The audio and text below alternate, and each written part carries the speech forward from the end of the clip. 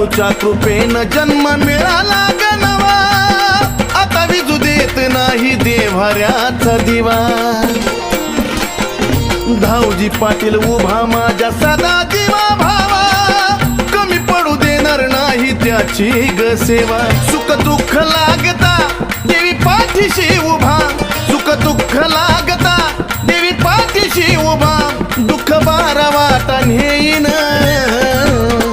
तिला शून्यातून उभा केलं काळूबाईनं, तिला शून्यातून उभा केलं काळूबाईनं. मुझे तेरी जरूरत है.